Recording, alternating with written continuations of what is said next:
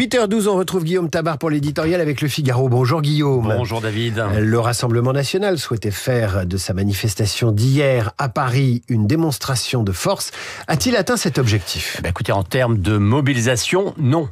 En dépit de belles images dues au cadre des Invalides, au soleil radieux et au drapeau color agité, ce fut un flop, comme d'ailleurs la contre-manifestation de la gauche fut aussi un flop.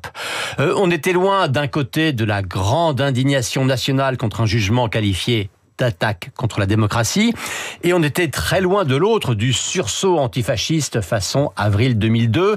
Le RN et LFI ont eu du mal à faire partager à leurs propres électeurs leurs indignations antagonistes, et ils n'ont pas réussi du tout à attirer au-delà de leur noyau de militants le plus étroit. Et donc, au même moment, Renaissance, qui est pourtant un parti qui ne s'est jamais fait remarquer par la force de ses troupes militantes, a réuni autant de monde que Place Vauban ou Place de la République. Alors, par-delà les considérations sur le nombre de participants, quelles leçons tirez-vous de ces 3 meetings ? Et d'abord, pour Marine Le Pen. Écoutez, Marine Le Pen n'a sans doute pas réuni autant de monde qu'elle l'aurait aimé, mais inversement, il ne s'est produit aucun des débordements que ses adversaires annonçaient, ni dans le ton des intervenants, ni dans l'attitude des manifestants.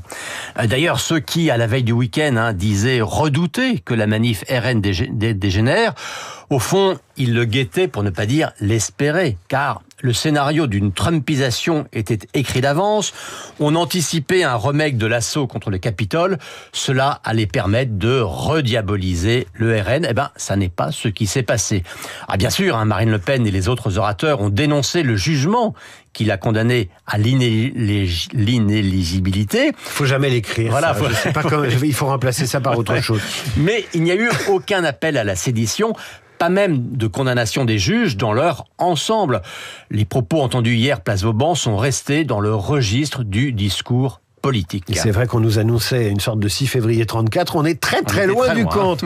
Alors, quelles leçons tirées du rassemblement de la gauche, Place de la République et celui de Renaissance avec Gabriel Attal ? Alors, à gauche, il y a ceux qui voulaient manifester et ceux qui ne voulaient pas. Résultat, Place de la République, ce fut simplement un meeting LFI classique, avec les kéfiers et les slogans sur Gaza, qui sont désormais la signature de tout événement insoumis. Toute la logistique et 95% des participants, c'était LFI, plus la présence de Marine Tondelier, confirmant que la patronne des Verts est bien l'allié de Jean-Luc Mélenchon, quelles que soient les dérives de celui-ci. D'ailleurs, pourquoi LFI a fait cette manifestation ?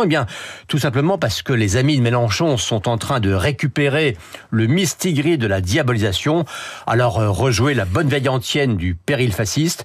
La ficelle est visible, mais pourquoi s'en priver ? Et quant à Gabriel Attal, il a besoin de ranimer, de raviver le clivage qui s'était imposé lors des 2 dernières présidentielles, mais dont on dit qu'il pourrait recéder la place au vieux clivage gauche-droite. Pour les héritiers de Macron, l'après-macronisme est un casse-tête et le parti Renaissance peine pour l'instant à convaincre de l'originalité de son projet.